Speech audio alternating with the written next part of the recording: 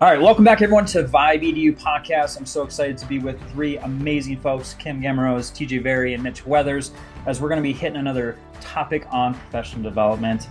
And Kim, I know I shared this with you, but I want to share with the group that we are now on Apple Podcasts for the first time. So if you are an Apple Podcast user and you're looking for the show, you may have been stumbling upon the fact that we weren't there. But now our first two episodes are up. The third one will be also launched. So it'll be incredible. And with that, I know, Kim, that we had several conversations about the cut up clips from the last episode. TJ Vari specifically was talking about PD and how we should have, a later start time at 9 a.m., also long extended breaks for lunch. We're professionals, we're adults, we should be treated that way. And I know it struck a chord because I've gotten multiple comments and it is blowing up on TikTok. People are reviewing it. And I think that's something that we should probably talk a little bit further as a group for this session is like what real PD should look like. What's going to be some strategies that maybe break the mold of our traditional PD, but we also know is going to be extremely effective for those who are participants. What do y'all think? Mm-hmm. Love it. Yep. Yeah. I think, a lot of teachers want their voices to be heard, right? So what are we talking about on that day? And a lot of administrators, district leaders that I talk to, they're like, well, I already asked my teachers what they want. I'm giving them what they want, right? And I think Josh, you and I have talked about this before. It's all in how you phrase that question to your teachers. So maybe it's not like a checklist. Do you want to talk about this, or this? Or maybe it is. And then it's like a follow-up, like, well, why? Why did you choose that? What do you want? What are you hoping to get out of this? What's missing for you? What type of support do you need in that? And I think that maybe that is something too that like teachers feel is missing. It's just missing the mark. Yeah, I'm also looking for some structural changes. I think that's what I was alluding to before with like the longer lunches and the late starts and more flexibility, breaking up that rigid teacher schedule that we're so accustomed to. But I also like carousel style stuff. Like, let's say it's structured where there's 4 sessions and there's 3 offerings in each session. And they're 45 minutes or an hour with a 15-minute break in between or 20-minute break in between. And let's just say that of the 3 sessions that are being offered 4 times, there's one that the leader wants everybody to go to. So that's mandatory. It doesn't mean you have to take it in the morning or the second session, but you have to take that session it runs. But the other 3 sessions, you get to pick what you want to learn. And so I'm super interested in that kind of structure with carousels and concurrent sessions, some being mandatory and some being choice. And then the other structural thing that I'll just throw out there is I like an end of the day give back that's more planning time for teachers. So like they're not learning for the full day. And the end of the day is like an hour and a half to 2 hours of in classroom time. Could be collaborative, but it could be personal. But I want something from that.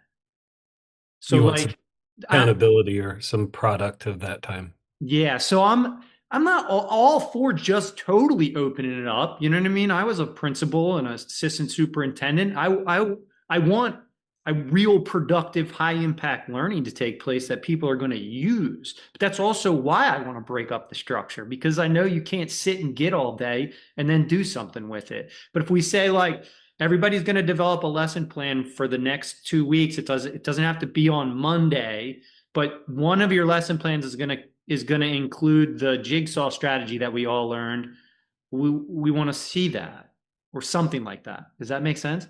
Yeah, but also I'm just thinking like my teacher brain, especially beginning of the school year, right? That's where we are right now. Like they're thinking about gearing up and like, if I'm in that session for 45 minutes, I want time in that session to create whatever it is. Because if you're going to give something to me, just give me the time, because I'm spiraling.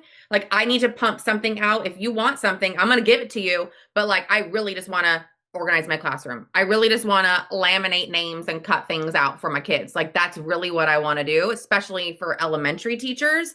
Like our teachers right now, I mean, I just cleared an Amazon teacher wish list. I spent Yep. a couple $1,000s on clearing a teacher from my community, cleared her whole list. She woke up this morning. She's like, feels like Christmas, but where is she today? It's her summer and she's in her classroom organizing because she knows she doesn't have any time to do that. And I think, I mean, yeah, we want those times during those sessions to be productive, but like use that time to create whatever that is too. I personally feel that way. Yeah, no doubt. I mean, if we're talking about the beginning of the year, I don't want to do anything. Yeah. I mean, I think that's set up time. Yep. As a leader, I think we roll out what the initiatives are going to be and what the professional development plan is for the whole year. I'm talking about like when you have a PD day and you need to use it to be productive, there's got to be choice, there's got to be breaks, there's got to be structure, and there's got to be planning time. Mm-hmm. I think there should be some collaboration there in there too. I know agree. as far as a person that has sat in a lot of PD, you know, the sage on the stage is not where it's at all the time. I mean, obviously there's a place for that, but when that's every single time, you know, for myself, I always try to find ways to get people to have conversations, to, you know, be able to use their expertise to be a part of that. And I think there's some ownership that goes along with that. Our teachers are amazing and they have a lot of insight. And some of them never get the opportunity or a forum to be able to share any of that out. And so having small groups to allow that to occur, or an inside circle and an outside circle, and you're rotating those around so that everyone gets an opportunity to speak on the topic. I was always trying to find ways to just break it up so it wasn't just the monotonous, everyone sitting in the cafeteria while an administrator is talking or someone, you know, from the district or whatnot. So the other thing too is like having voices, like even student voices. I was thinking through this while TJ was talking. We had a student survey that would go out. Well, I could easily, as an administrator, put up the data on the overhead and talk through every single question and you know all the data that's provided.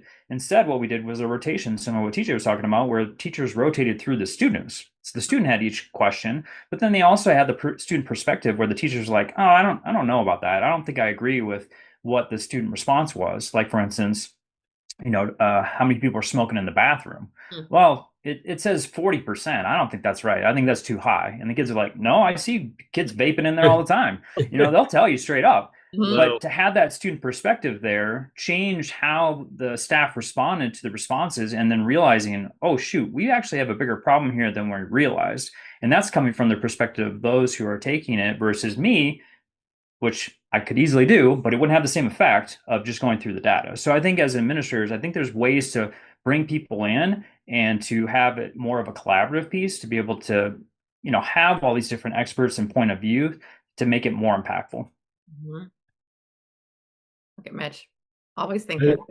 I just think that end of the day piece, I like that, TJ, but what I'm just speaking for myself, that like cross-pollination of just ideas. So if you mash up what Kim was saying, like, give me some time in the session.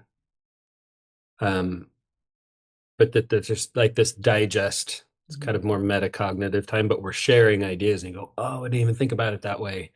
Right? Some time collectively together. I don't know what you produce in that, but I would say if it is a carousel style, it has to, like, and this is a leadership thing, it has to like really be tied explicitly to goal, like what we're doing this year and hopefully multi-year. So there's some, it doesn't become this one really cool day we had and I got this one really cool strategy and then we never come back to it again. Yep. So how do we weave that in so that we're seeing evidence of it in classrooms? You know, I think we should do a whole show on that. I really do. Maybe 5. Because I like the PD vision, like PD vision should be a whole show. Like the structure is a vision too, the carousel, whatever it is. But I'm with you, Mitch. Like that's why I'm not doing PD in the beginning of the year. I'm just telling people what the PD is going to be for the year. What's the vision for the year? Multi-year vision. Last year we worked on this. This year we're adding a layer. This is the roadmap where we're going. That way everybody has it set in their mind, like, all right, now go into your classroom and set it up. But at least they know, like, here's the things that are going to be expected of me. I'd rather use the time in the beginning of the year to set the stage for what professional learning is going to look like versus actually doing the professional learning. But don't you think, TJ, that that's not actually what most folks do. Like, I think we even need to break down what you just said in the sense that you're talking about being layers of things, which means that they're all connected. I don't think leaders do a very good job of that, of saying, okay, this is a new initiative and this actually supports or is connected to something that we've done last year or 2 years ago or 3 years ago. Instead, it almost feels compartmentalized of separate things that we're all learning that may or may not be discussed or connected to anything that we've done in the past. Yeah, Okay. and I don't know that that's always the fault of the leader either. It could be the fault of, I always say partly the fault of the system, right? Because Sure. the leaders work in 12 months. They're all going to Principals United to learn some things and bring them back. And they're working 12 months a year and the teachers aren't. So it feels very disjointed for the teachers if we're not communicative about the way we're adding layers. And we might not even be doing it that way. We actually might just be producing school years in silos. So let's talk about it. I have a teacher in my community who's assistant superintendent, kind of called on her, right? Said, why? Because they noticed, of course, her classroom felt different. She was more connected to her kids, less behaviors, and big behaviors in there. I was personally in that classroom. Yes, a lot going on. And so this assistant soup said, okay, on our PD day for the beginning of the school year, I want you to lead 15-minute sessions where you're going to give them all your secrets around, I think he said like morning meetings, because that's, to him, that's what he saw. He saw morning meetings. So he was like, yep, I'm going to grasp that. That's what this is. That's what changed this classroom. That's the classroom culture. It's this 5-minute morning meeting that's happening or something. And she literally messaged me right after and was like, Kim, what do I do in 15 minutes? Like, how do I give all of my colleagues, all of these people, all of the secrets and like get them to do this stuff well in 15 minutes? And I was like, you don't take that pressure off of you. You don't need to do that. And by the way, like you were saying, like, what is the overarching, like, what are we talking about as a district? Is it social emotional learning as a foundation? I don't know. Is that what it is? Who knows? I think it's like a mix match of all these other things, like you were saying, and they're just trying to use their people. And this is not it. That is definitely not it. It's not like you can do in 15 minutes. No, It's a lot of pressure. no, absolutely not. Poor thing. I do love the idea of a leader being in classrooms and seeing Oh, yeah. Yes. things happening Yes. that maybe aren't a school initiative, just finding those bright spots and figuring out how to structure, although 15 minutes is a little interesting, but having that internally sourced or led PD, it can be intimidating for the teacher, right? Because 50 miles makes an expert or a prophet, right? Whatever you want to say. So when you're in with your own people that you see every day, it can be tricky for some, but I think that that's a really cool model for PD for sure.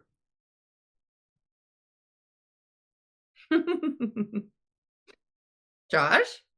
Well, I'm wondering about a question we should be asking to kind of help our mindset, because I think we've gone a couple different directions here.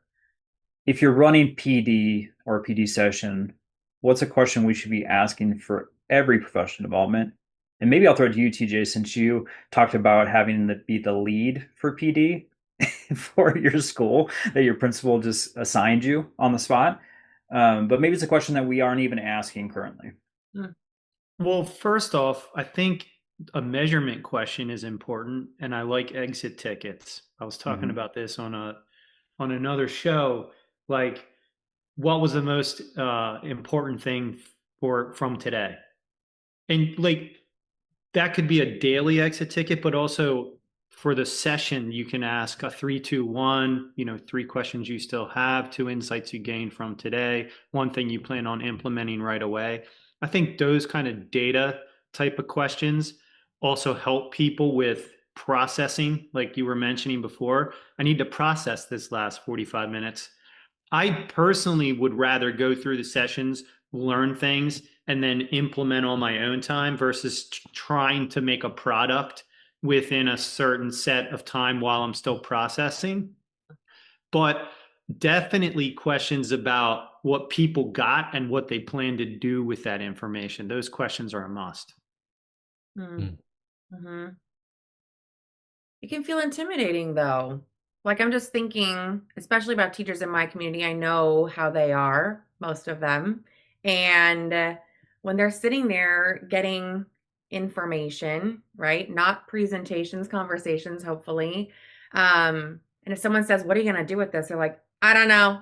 I need time to process this. That's what I'm going to do. I need to sit in this for a bit." I know that and by the way, like, you as a teacher don't want to write if it's like in a Google form or however you're doing it, right? Like, I don't want to write there, like, I need time to process, because you feel like you're not, we're such people pleasers. Like, we want to do the right thing and say the right thing. And it's hard for us to, I think, to say, like, I just need time. I just need time.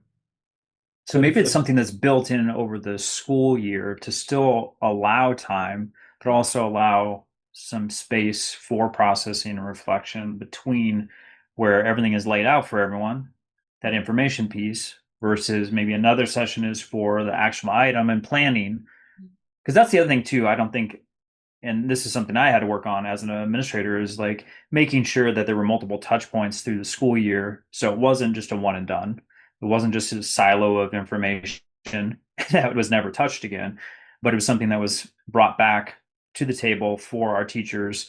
So it was a process in allowing, because like similar to like our professional goals, our teacher goals, I mean, how many times was it, April, May, and we're like, oh crap, I haven't even touched it yet. And it's because there was never an opportunity to like provide that time and space for them to actually get their thoughts together and to work through that.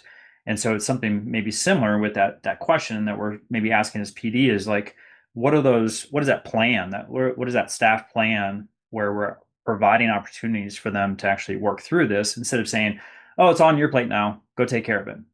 I was thinking, like, I would love a leader, or even like the person who's standing up there delivering information, to say, and what can I do now to support you? What does that look like? Right? Like, I would die to have somebody say, what can I do to support you in this work? Like, that to me is like, oh, okay. You really care about me and how I am going to be using this in my classroom. It becomes less about the information and more about the human on the other side that's actually doing the work. And I think this is all predicated on what are we professionally learning about.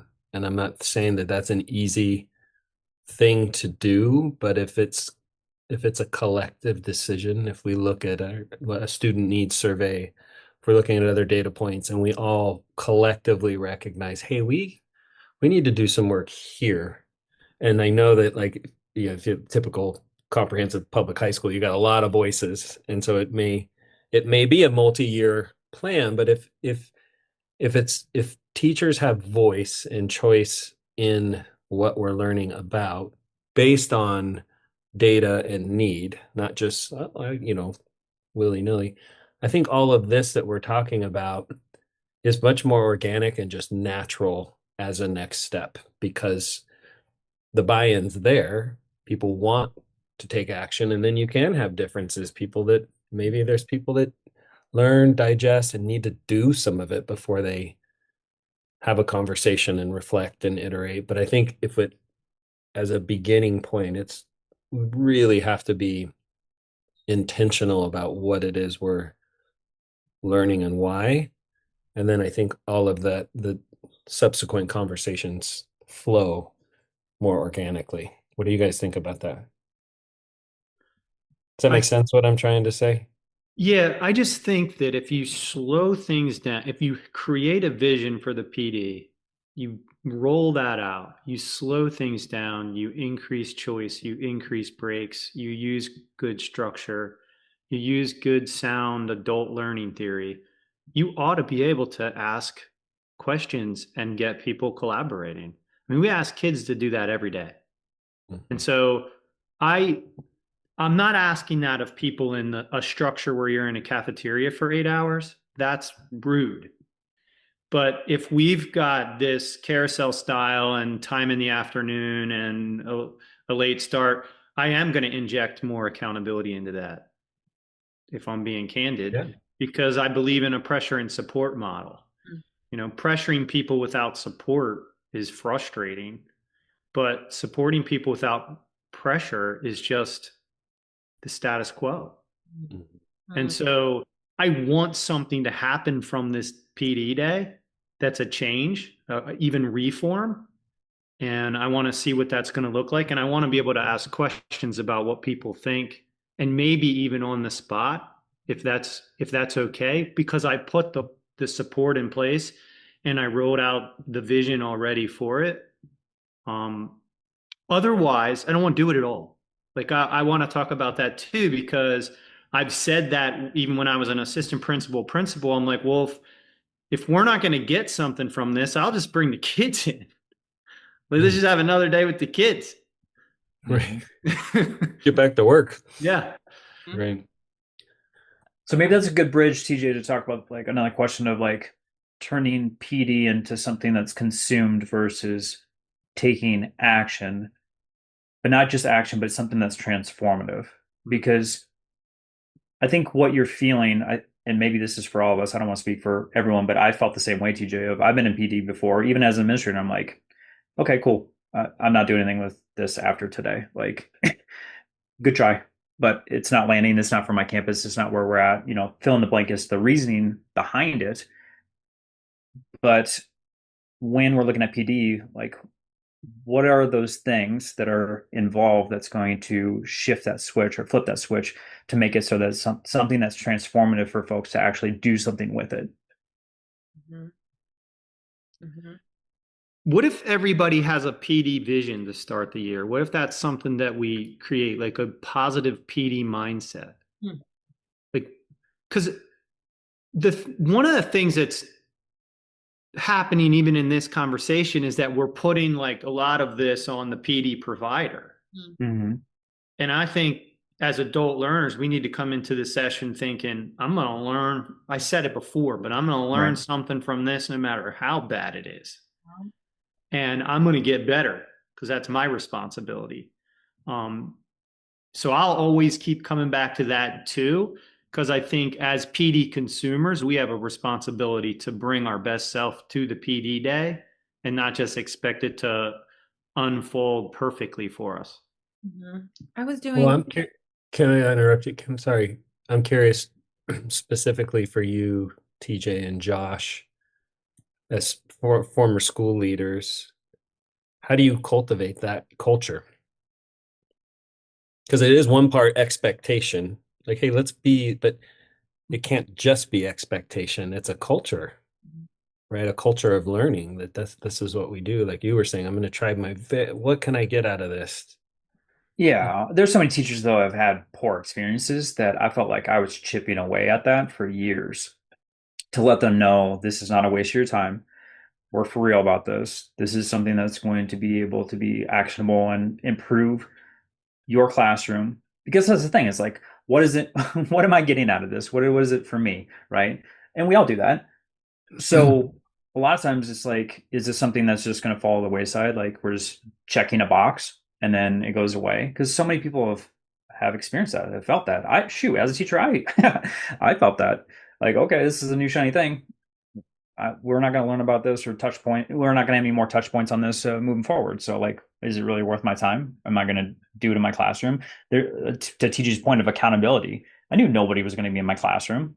I mean, even like my professional or assessments for a teacher were a joke. I mean, my AP came in for 15 minutes, if that, said great job, and walked out the door every year. You know, and I saw that one time a year.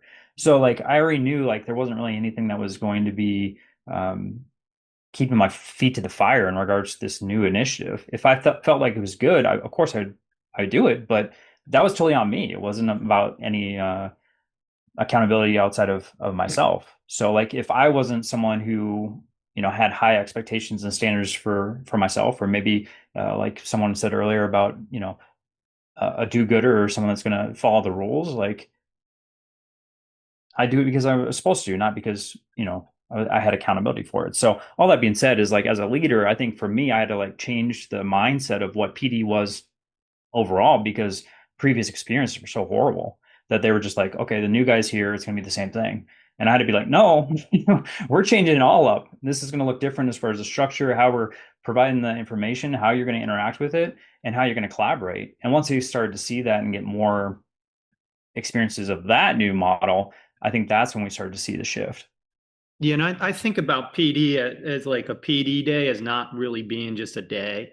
So, Mitch, to your point about culture, like if we're learning new instructional strategies that we want everybody to use, it could be collaborative teaching, it could be, more, Kim mentioned morning meeting. If that's the thing that you want to change, that has to be embedded in all of the walkthroughs, all of the feedback, all of the observations, all of the faculty meetings, all of the PLCs. And then when the PD day shows up and you're still talking about it, that I think is what changes the cultures. Because then people are like, well, the train is coming, you're either going to get on it or you're going to get run over by it. And because we typically think of things so siloed, like we were saying before, like this is our PD day, you have to have a before, during, and after mindset. What are we doing before these days arrive? What are we doing during these days? And what are we doing after these days?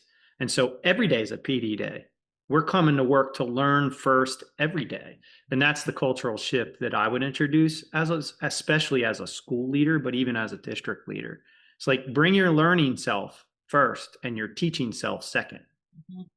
I love that you just said that, because I've been sitting in the phrase professional development, and that word development really sticks with me. It's like you are developing your skills, right? And that takes learning, and that takes time, and that takes experimenting what feels good, what doesn't, what feels sticky, and your next steps after that. It's growth for you. We're developing you as a human. And I think it's hard because as teachers, our job is to teach, right? We teach the children, but they're also developing their learning and their skills, and we want them to be open so that they can get that. But we need to also be open so we can develop our skills too. I was in a yoga class just yesterday, and she was like, this is a practice. You're practicing. And I was like, wow, if we could look at teaching more like it's a practice, it's a journey, there's growth along the way. That's that mindset shift. That's the culture shift, Mitch, that you were saying, I think.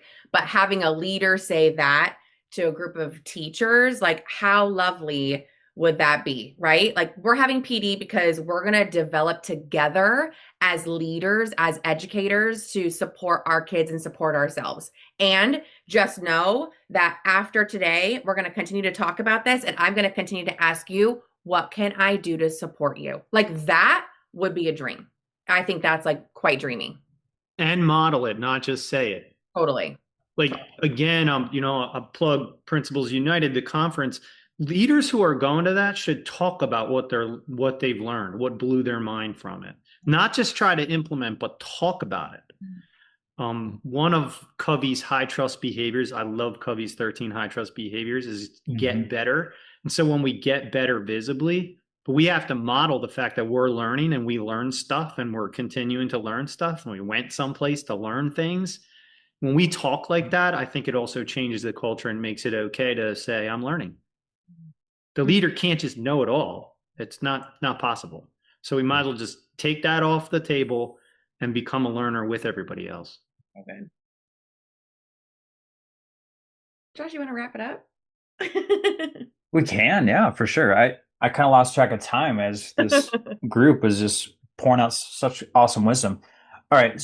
So just to wrap it up, yeah, I mean, I think what we talked about today is just bringing things to the table that are different to the mold of traditional education and what we think might be good strategies moving forward, questions we need to ask prior to the PD session, but then also, as far as people consuming, and if we're looking at like providing, or maybe like what TJ was saying, like people that are in the group that are actually learning things, that we need to be active in our transformation And that's the responsibility of everyone in the building versus just on the person providing professional development. So love the conversation. Can't wait.